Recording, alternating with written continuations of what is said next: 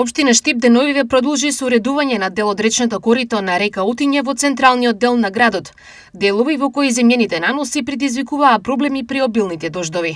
Во годините кои изминаа, најчесто овде се појавуваше земјени наноси кои создаваа проблем на речното корито и како потреба и барање, но и заради поголема посоодветен изглед на самиот потек, одлучивме да влеземе со ваков тип на уредување. По барање на граѓаните, уредувањето ќе се спроведе на уште 2 места. На локацијата кај познатите 7 кули, исто така ќе се работи на уредување на речното корито, затоа што и на овој дел е останато недовршено коритото на река Отиња, со што ќе се комплетира целиот дел на река Отиња кој се наоѓа во, еве да кажам, централното градско подречје, ќе добие посоодветен изглед и посоодветна функција, затоа што ќе нема повеќе земјени наноси кои со годините наназад, кога имавме поројни дождови, се случуваше да имаме такви